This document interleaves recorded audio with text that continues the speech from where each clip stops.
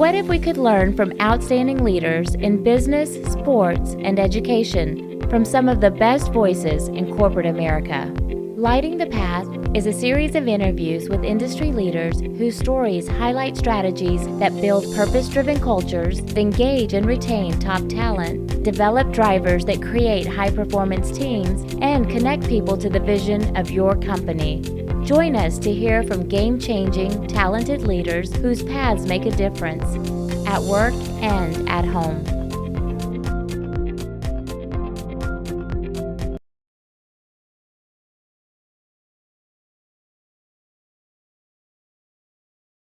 That'd be really, really difficult time. But here's the cool thing is that you still have the property, correct? Yes. You still have the property. And so you're able to make the tough decision, which is what as leaders you have to do.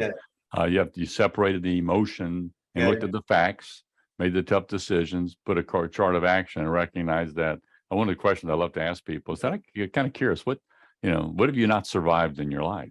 And of course the answer is nothing. I mean, you've survived everything. Right. And so when you go to those dark periods, it's hard to kind of look past that. And so in our conversation before we got online, and we were talking about the future, and what I love about the way your mind's working is that you look at where you are right now, and you're looking at how do you position your company for better stability, be able to manage these ups and downturns that affect all industries, right? All companies. And you're looking now at expanding your business operations financially to bring in outside investors, outside funds, so that you can actually scale on a larger basis. All right. And so tell us a little bit about why. What do you want to accomplish? What's about moving into larger scale properties? Right. So the nothing else that COVID taught us, right? The small scale, small revenue generator hotels. When things kind of go sideways, even 15-20% drop in revenue, all of a sudden your cash flow quickly dries up, and it's difficult to sustain. So we had a project in Metri that we were supposed to do a hotel, and obviously, like financially, it didn't make any sense. The insurance cost in our area has gone up 300%. And so we decided to exit the hotel space, and we're doing double the project cost of the hotel, a multifamily, which is a mixed use, 150 unit multifamily. And so now we wanted to take this part of it and go outside of Louisiana in a bigger market, for two reasons again, to be able to have enough revenue generated where the downturns is not going to affect you, getting built enough reserves in it. There's enough revenue that's being generated that it can self-sustain to a certain level. The valuation, in the smaller markets, the valuation of the asset is not as huge as if you're in a bigger market. So the investors, can also able to profit more on the rate, on the return should an exit happens. Mm-hmm. And then also if you're diversifying in different markets, not only in Louisiana, the hurricane taught us that, right? And then also having that and taking it to one project a year versus 2 or 3 projects a year. And be able to kind of sort of scale it that way. So these are some of the business decisions that we are making. So it's just not only multifamily, but we're also looking at the retail. May look into storage facilities as well as some other asset class as well. But that's the whole goal, to raise the fund so that way we can go in a high penetration area where you have to pay $5-7 million for the land, and be able to do that. You maximize it. So if you look at the hotel property, you're managing real estate, correct? I mean, that's what a hotel is. And so it's how do I more effectively diversify my portfolio without going out and building a manufacturing company to manufacture cups or tires or something else. But it stays within that same sort of somewhat vertical, right, essence of what your business is, right, diversifying things out. And willing to kind of having a long-term approach to build financial stability in through diversification of class, right, class of projects or what have you. What's the biggest, when you think in terms of scale, because that's what we're talking about, right? You're going to have to develop systems and processes so that as you scale, that you can handle larger size, larger issues and stuff. Anything in particular that you've been thinking about that you're putting into place now to prepare for the scale that you're going to go through? Right. Yeah. I already have sort of our own proprietary technology that we had been using at my hotels for last 10 years for the hotel operations. Right. So we had automated a lot of stuff, and we had brought in. We have a whole team in India that we had. It's not outsourced. It's our team, but they do a lot of the work from here. That's and so we have kind of eliminated a few of the positions at the hotel at the corporate office. And then transfer that. So through these automations, the follow-ups are there, and then some of the repetitive tasks are being handled. And so then we are all more free up to kind of focus on the service level, focus on development, and focus on taking the core functionality of your day-to-day operations, right? So the system in place, you're absolutely right. You got to have a system in place. So when you're scaling it, you got to be able to kind of expand and then sort of replicate it where you don't fall off a gap in that then things will fall the crack as well. So yeah, so when you think in terms of scale and systems, yeah, first is people, and then second is processes, operating procedures, and third is technology. And so when you think in terms of scale, you've been talking about developing your team, looking at developing the leaders that you have. You seem to be real process minded, looking for efficiency as well as effectiveness. But tell me about technology. You've also been spending some time developing, like you said, your own technology, and I think you just launched something. Was it last week or something or whatever? Yeah. So yeah, it's called Innerly, what it is that throughout this decade, and challenges that we have faced, and the lack of certain data and eliminating the labor work and the manual processes and so forth. We're taking data from all different places. For example, taking information from each of the hotels, a different PMS system. We're taking the data in there and pushing into accounting system via automation. Collecting your labor data from all different hotels and then calculating, per minute, per housekeeper, how that is performing. Your service scores, where you might have to log into 10 different platforms for each hotel. For the look at their service scores, brought them in central places. Payables. We automated all the invoices where the system picks up the items and does the GL codes and push it into your accounting system as well. So a lot of this stuff's kind of there's so many different systems that you had to deal with it. But we brought this in place. It isolates the problem data. It gives you the information first thing in the morning. And that way that you kind of just start trying to look for the problem is already given to you. You just need to find a solution that way it doesn't happen again. So there's a lot of processes in place and efficiency and they strictly focus on how to eliminate and standardize the process and eliminate the human errors. Yeah, because what leadership really is, when you're leading people, it's about casting a vision. Yeah. But here's where we're headed. The second part of it is leadership is about managing information, isn't it? Right. It's the information. It's being able to collect it, be able to identify key issues.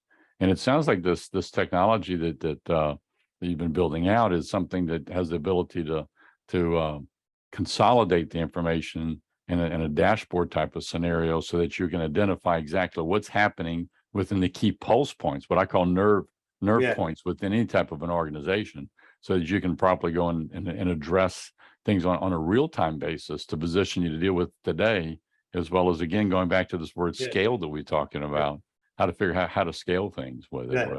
Yeah, so that's actually what it is. It's a dashboard type thing, and then we also got the app as well that can give you a push notification to a lot of the data that you can easily look up on your phone and be able to isolate the problem, or simply just want to look at the performance of last night's data and so forth. So yeah, absolutely. It's a cloud-based automated dashboard system there's hardly any manual data entry required. So it's pretty much automated entire portal here. Yeah, so I love the fact that you've really embraced this aspect of interacting with the team that you surrounded yourself with. as well as being able to bring in technology in a way to be able to support not only you, but support the organization as a whole with what's going on. Right. I'm kind of curious about something, Vimal. When how old were you when you came to the United States? I was 21. Okay, 21 years old. All right. I'm not going to ask you how old you are today. My mama told me I'm not supposed to ask that question. But if you go back to when you first came to the United States, or maybe when you were a little boy, all right, and because you came here, I'm sorry, I think you came here. Was it from? I was in India, then I was in Malawi for 3 years. Yeah. Right. So Malawi, Africa, then I came here. Yeah. Yeah. So you're a little boy in India. All right. When you looked at the future and cast down the road, did you ever envision that you'd be where you are today? No, absolutely not. Actually, we all talk about the American dream, right? And actually, as a matter of fact, when I was growing up, I think the London was the place where it sounded a little bit a lot more glamorous and a lot more sexy, whatever you want to call it, right? So desire, the people talk about London, England, London especially, right? That it was sort of growing up, that was a place that you're supposed to go or you want to go, right? That's built in, right? So when you came into this country, and as I told you that 21, I was working at 2 jobs, and then I restarted my entire life at 29. That was not a typical immigrant story where you find a success, right? So I had to restart my career at the age of 29, and to be where I'm at today, it's a